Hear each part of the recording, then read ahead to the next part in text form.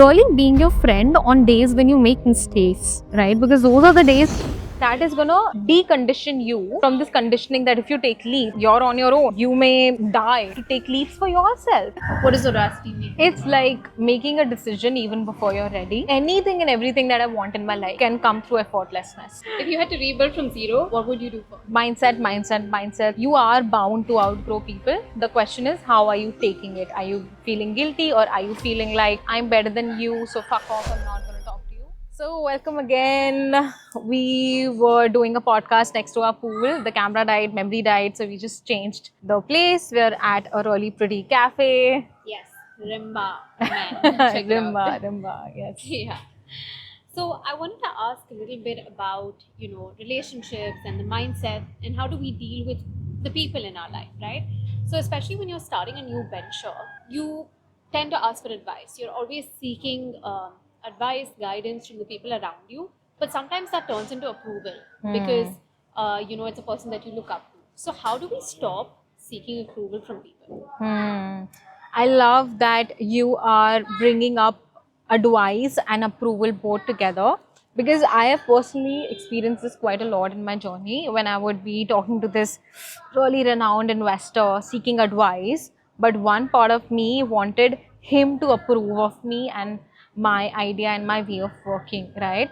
It's very exciting when you're getting that approval, but when there is a variation in that approval, your nervous system goes for a toss and you're like, oh, am I doing something wrong? Am I wrong that I'm not getting that approval from this investor, or from this renowned founder, or from my father, or from my mother, or from my friends who were just applauding me until a minute ago and now it's not there?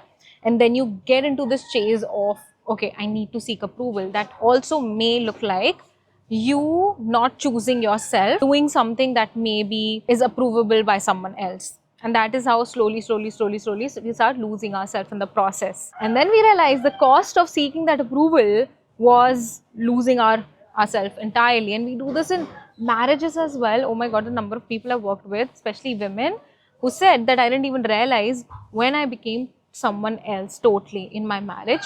It was just because she was doing things or choosing things or making decisions based on something that was approved by someone else, right? And to get that approval. Yes, exactly. And it's not even necessary that you're going to get that approval when you do something that might be, based on someone else's values or thought process. So you have to like yourself. Like, that is a prerequisite. If you don't like yourself, you're going to compensate for that through someone else's approval. So self-love. Yes, self-love. Also, really being your friend on days when you make mistakes, right? Because those are the days when someone else who was supporting you throughout will come to you and question, oh, why did you do it like this? Especially in business, right? Your advisor may say, you made a mistake, why did you do that? It cost us money, or whatever. That is the moment you need that support, and you need to like yourself in that moment, because then you could be like, you know what, it's okay, whatever others are throwing at me, I just know I am something to me, and I know I'll bounce back from this.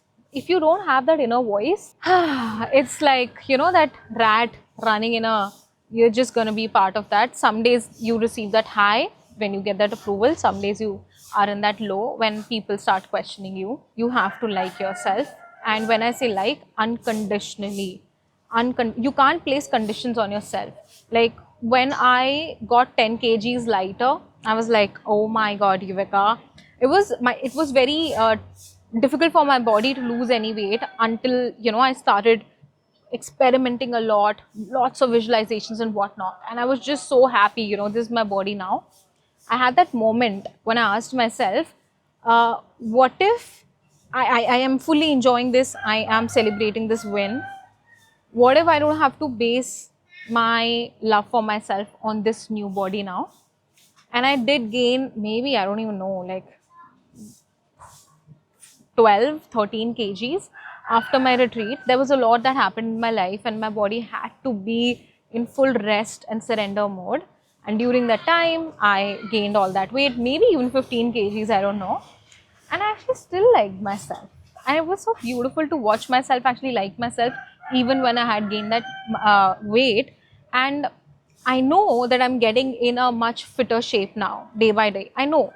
But I am not waiting for that day to arrive when I look at the scale and I look at my desired weight. And for me to feel good about myself, I feel good about myself quite a lot So you every approve single of day. yourself no matter what. Yes, approve yourself, spank yourself. I'm kidding. Love yourself, treat yourself, especially when you make mistakes. So I had another question, right? So in this entire process of building a business, we covered seeking approval, we covered understanding that hey, decide what advice you're taking in, etc. In this process, you tend to also, especially as an entrepreneur, because you're making such autonomous decisions, you tend to outgrow some of the people around you, right? And these might be some of the people that you've loved, right? And how do you deal with that? And have you ever outgrown the people that you loved and respected in your entrepreneurial journey? Yes, and not just entrepreneurial journey, but that is very natural part of life. I guess we outgrow people all the time.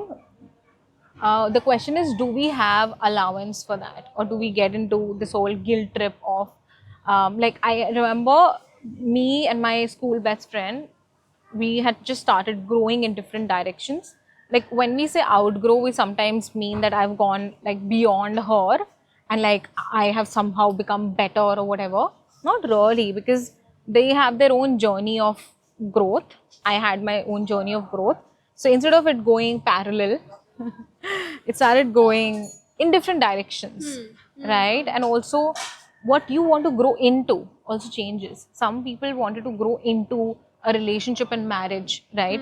But I was growing into this woman who is like ambitious, growing in business, independent, right? So you tend to grow in different directions sometimes with people.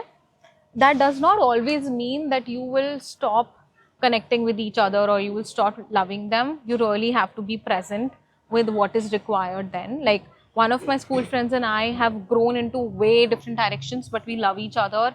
We somehow find grounds to support each other just naturally. So she's still a very prominent part of my life.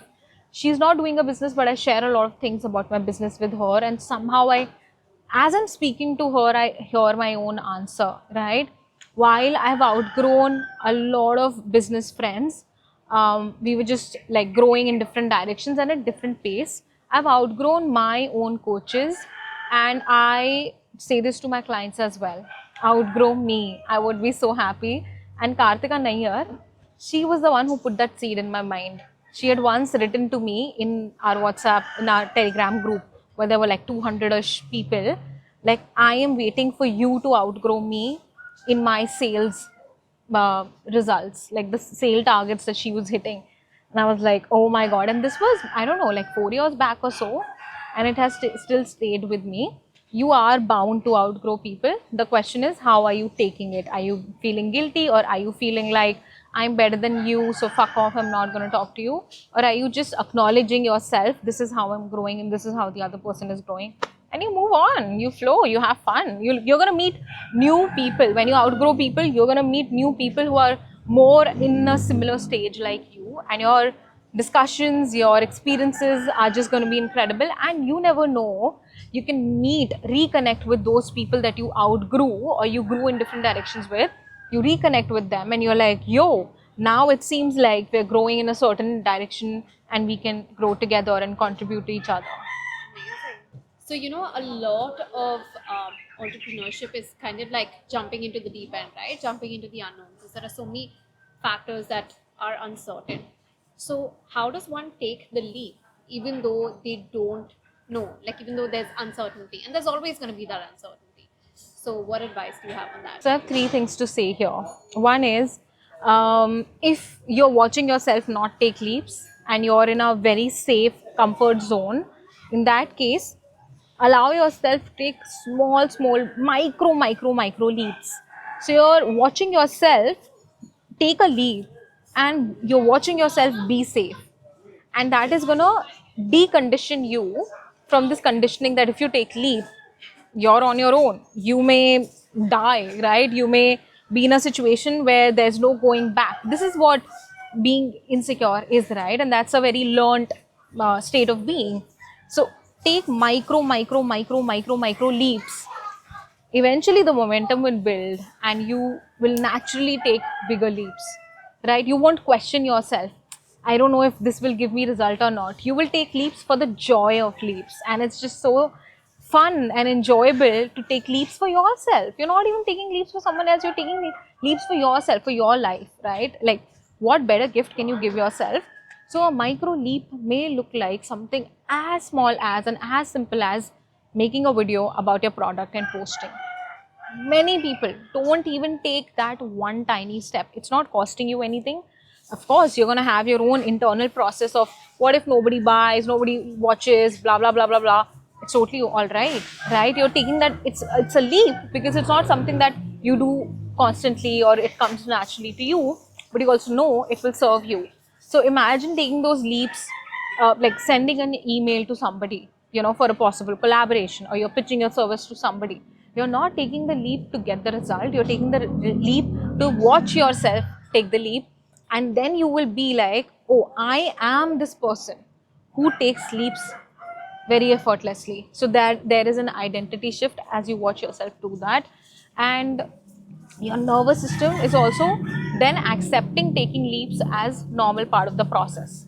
So when you're taking a big one, you may have nerves going up and down, but then at the same time, yes, at the same time your body knows we keep doing this, yeah. So, entrepreneurship as a journey requires a lot of audacity, right? Even the part of taking a leap or even deciding, for example, it was a pretty audacious thing for you to do in terms of like deciding, hey, okay, I have studied CA for these many years, but I'm not going to do this. I don't want to do this. I want to do something of my own, right? So, what does audacity mean to you? Like, I view you as someone who is audacious. It's like making a decision even before you're ready. That is what the entire life is. For example, when someone conceives a baby, they don't know what they are experiencing in month 9.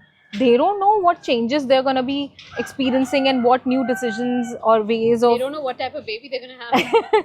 Yeah, they don't know what these 9 months are going to be like. They don't know what is their life like in one first year of the baby. They're taking the leap and then they figure out, then they get ready. Of course, even before taking the leap, they might be educating themselves, etc. So audacity is deciding, choosing, then figuring out. You don't have to be ready. For example, when this whole Josh Talk thing came to me, right? They did a call with me. My friend tagged me in a post, which was a Josh Talk post in someone else's community. They were looking for a speaker who was also a chartered accountant. She tagged me, they reached out, and I'm on a call with them, right? 1 hour call. And then by the end of the call, she says, oh, great. So when are you ready? When can we have you at the studio and do your talk? I was like, what? I thought you were just like assessing whether I'm the right person or not. But she was getting the whole story just so that, she can come up with some points for the talk. So I was like, what? I'm not fucking ready. Are you kidding me? And I just gave her a date and I was freaked out. I was freaked out of my mind that I'm talking at the Josh Talk. It has to be perfect. And the nerves went up and down, and that's all right. Yeah, like I had my whole process of, learning, preparing, and then I gave the Josh Talk. After that, I was like, apparently, when you've made the decision, that is the audacious part. That's it. The audacious part is just the decision. After that, you will just somehow do the thing. Whether you do it great or not, it doesn't matter. We are too obsessed with doing things right, doing things perfectly, doing things in a way that get applause. We're too obsessed with that. That is why we don't practice the audacity of choosing and then letting the process take over. So for me, audacity is, like making the decision before you're ready. Second, taking your shot, which is not your daily normal shot. It's like throwing the ring as far as you can. And it's going to be really fun. That is how you will find some people have more opportunities than the rest. Not because they're lucky or whatever, maybe, but it's also this act of throwing the ring as far as you can. And I was giving you this example before the podcast. So audacity is just like constantly expanding what you believe can be true for you. You have run 2 international retreats so far, I was curious to understand, and I was curious for people to find out. You also run online programs apart from retreats, right? What is done in a retreat that cannot be achieved online? Great question, especially when I've been doing online work for the longest of the time and retreats for a year. Ideally, I would not want there to be any difference, but there is online presence versus offline presence. Few of the things that I noticed this time, I can perform actual physical healing on people, which I did during our ancestral meditation. I did third eye activation. There was just such a strong flow of energy. I know in our online work also there is flow of energy, but this is just different. Second, there is no off time in offline work. What I mean by that is, while we are walking from the pool where we had our lunch to the yoga shala, somebody catches me and they're like, Yuvika, I have to ask you this question. It's in my mind since a while. Now that environment is very different for them to ask that question. We're walking, we're in nature, nobody's around, like people are around either ahead or behind us. While we're having breakfast, we are sharing stories, right? We're asking questions, we're going deeper. While it's a breakfast, it's a different environment. They're not in a session. So they are like in a different vibe, hence the work that is happening is at a different level. Now, in an online space, we can't create these variations in energy. And I think another wonderful thing about doing a retreat sort of format, especially offline, is that people get to like disconnect from the rest of the world for 5 days and put in that work. Because when you do an online session, there's sometimes like, hey, maybe I'll attend, maybe I got too busy. But that doesn't exist in a retreat because you have taken a flight, you've come to a particular place, and you're just away. There are no distractions as such. This is a time that you're carving out for yourself. I love that. And you're right, the environment is totally different. So you're also disconnected with your normal triggers, with your normal ways of thinking. Like someone knows when they are crossing this part of the house, when they look at the mess, the shoes kept improperly, the brain just automatically go. But in a retreat, especially the kind of retreats we do, which are like super luxury and like delicious, right? So feel good. Like every single item, element of our retreat is so mindfully thought and planned. They're putting themselves in a different state altogether, where it's just easier and faster for them to meet the higher versions of themselves. And another thing I want to add is the friendships that you make in an online space, offline space. The friendships that you make in an offline space, they are next level. They are so fun. At the same time, it's not just party friendships. It's not just laughter friendships. You are sharing and discussing such intimate parts of yourself. You are bound to be friends on a deepest level ever, right? Like you're not meeting for work, you're not meeting in a corporate setting, you're not meeting even in a like online course, right? Where you do hear each other, you're part of a WhatsApp community, you know what's the name of this person, what do they do. But at a retreat like this, I mean, when we were playing Two Truths, One Lie, we got to know each other so deeply in the sessions in the yoga shala when people were asking their questions, their sharings. I mean, the connections, the friendships that happen here are just next level. I would attend my retreat just to make friends as well. Like that in itself is such a beautiful part. And because after the retreat, are you watching like how people are so connected to each other? Yeah. And now they know each other in a different way through their expressions, through their pauses. I mean, that is invaluable. So, I definitely saw that as well in this retreat. Like, especially because we had like so many different personalities under one roof that they got together so beautifully, right? Why do you think strangers are able to open up with one another so easily in the program that you created? Is it the environment? Is it just the overall flow? Is it the month one that we do before, or is it all of the above? It always starts with intention. Do we have a common intention? Even if the intentions will look different, but do we have at least 50% of it that everybody shares? If someone is coming to the retreat to just chill and go out and travel and see Bali, and someone is coming to heal themselves, there is a huge misalignment in the intention. with our retreats, we make sure people who are coming, they have common intention. I want to meet my higher self. I want to grow in my business. I want to make friends. I want to be more confident. I want to heal myself. I want to expand my possibilities and whatnot. So when we have like such common, exciting, inspiring intentions, people just feel like, oh, you're me and I'm you, and there's no distinction anymore. That's one. It always starts with intention. Second is the work we do with people even before they come to a retreat. I really wanted people to know each other, their different shades, their strengths, their weaknesses, who they are, in a very natural way even before they come to the retreat, so that when they meet each other on day one, you're like, Arey, so you're carrying on from the relationship that you've already built with them. So it's also the online sessions we do before the retreat. They start to get to know each other. They hear each other during this sharings after a meditation or the processes we do. Third, it's also the vibe of the facilitator, the coach, and the team. So if the facilitator is like a little, like in their space and isolated and not too open, people are going to reflect that back. But if the coach or the facilitator is like, take from me, I am an open buffet for you, while I'm being vulnerable, or the coach is being vulnerable, open, authentic with all your flaws as well, all your brilliance as well, then people feel like, oh, here we can talk about this also. Oh, here we can talk about. So, for example, we met on day 2 morning for walking meditation, right? On day 1, by the end, we had written a letter so that we read it every morning and in the evening during the 6 days in Bali. So in the morning, day 2 morning, I asked everyone before we went for walking meditation, did you guys remember to read the letter?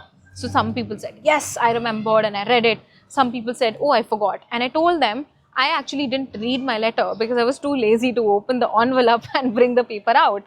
And then Mehnaz said, that is refreshingly honest. I was like, of course, because that is a reflection of how a mind can think. I don't have to be like, oh, because I'm the coach, see, I'm so diligent about the work. Sometimes I am and sometimes I'm not. I'm not going to pretend that I'm 100% diligent when I'm not 100% diligent, because nobody is. So it's also like people reflect what is your major energy like.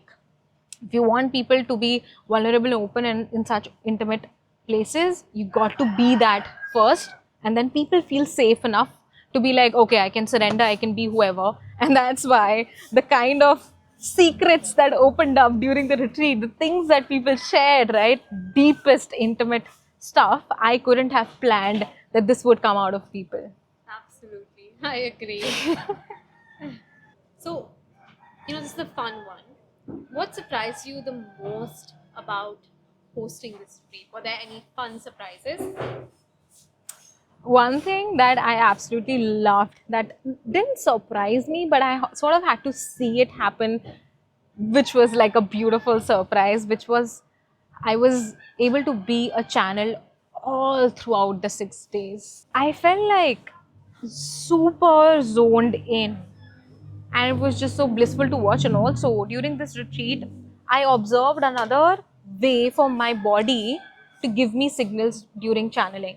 So like what I mean by channeling is, this is off, stuff is happening, either I'm doing something, I'm speaking something. Like during one of the meditations, it came to me that I have to get up and do certain sort of physical healing on people, right?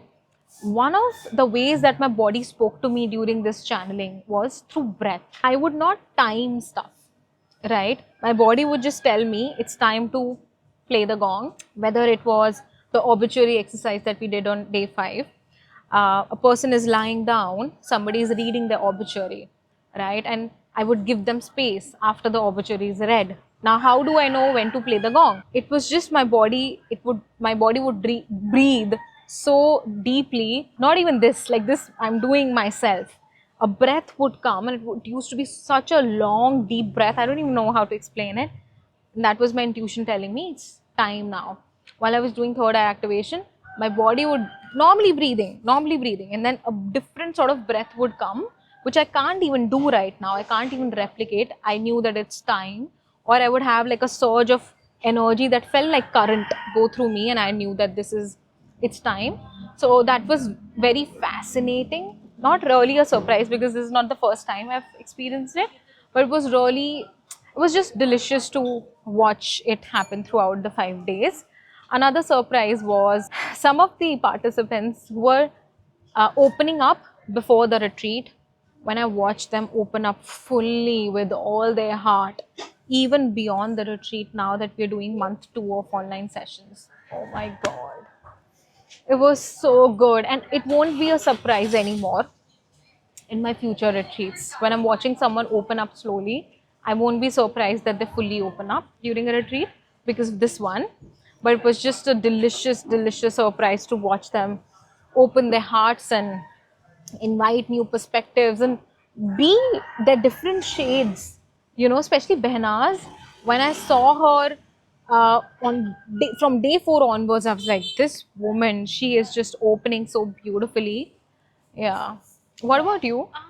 I think in terms of surprises, Hmm. I think like I said when we were discussing, I think it's just seeing all of these really different personalities come under one roof and Yeah. adore each other's company. I think that was Yeah. just such a pleasant, wonderful surprise. Adore each other's company for sure. And especially when we paired Behnaz and Pooja for one villa, I was like, I told Behnaz, like, it might be a hit, it might be a miss. Like, I had that in my mind earlier. And that was, of course, my limitation in my mind, right? But when I saw these two It was ladies, so cute together. when Pooja would come in the morning, my roommate made me coffee. My roommate taught me this. I was talking to my roommate, and we were like, Pooja, her name is Benaz. But her connection with her was like My roommate. Yeah. So sweet. I have observed two misunderstandings, okay? One misunderstanding is they somehow believe that I'm too serious, and when they meet me in person, they're like, oh, you're so chill. Yeah.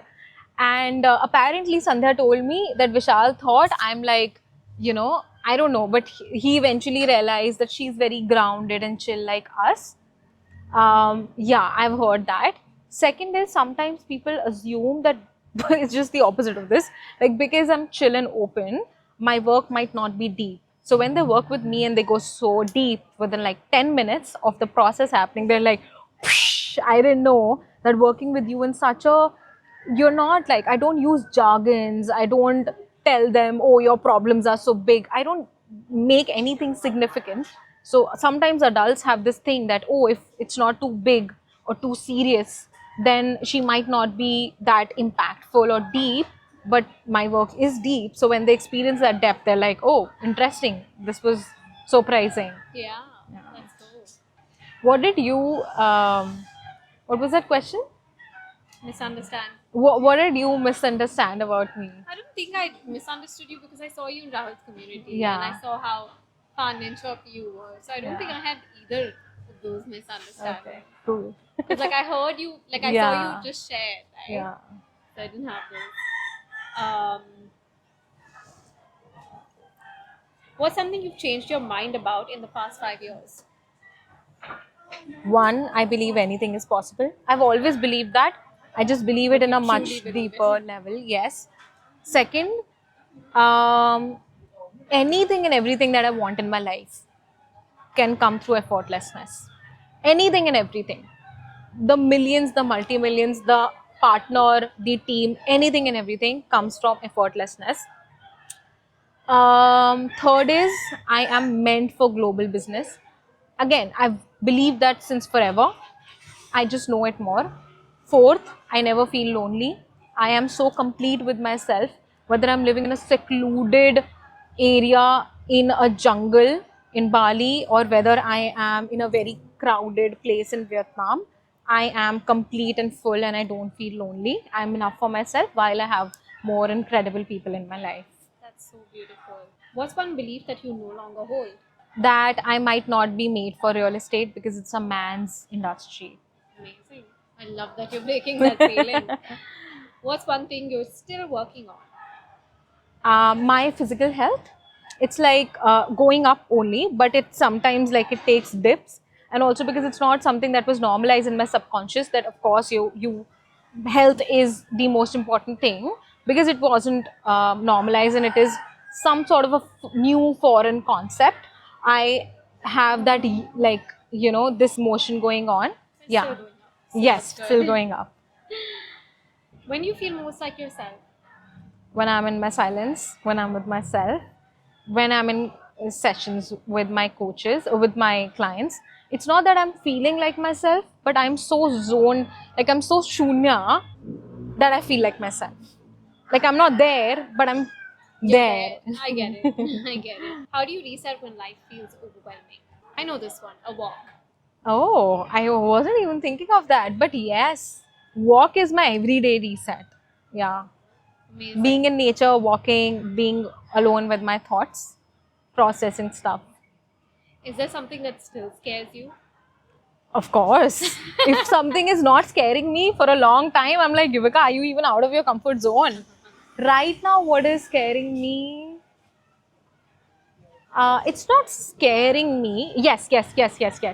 One thing that is scaring me is what if my real estate project requires more of me that I can offer? And actually, I did get intuitions about it, awareness about it few days back of a particular structure that works for me in a way that I am taking care of only those things that I really want to invest my energy in. Rest of the stuff, I can structure it in a way that an expert is taking care of it. So yeah, I think that fear is almost addressed. Let's go. So no fears. Okay, let's do a quick rapid fire. So you have to answer these in like a very short span of time. So I'll read quickly. A belief you refuse to compromise on. I'm the creator of my life and anything is possible. Perfect. What's one habit that changed your life? Mindfulness. Amazing. What's something that you wish you had told your 25-year-old self? Effortlessness is also a way to get what you want. One piece of advice that you disagree with. Of course, like I've heard this, you can't have it all. You can have a lot, but you can't have it all. Second, certain things are not meant for women. Define success in one sentence. Living your life on your own terms. Amazing. What's one question everyone should ask themselves?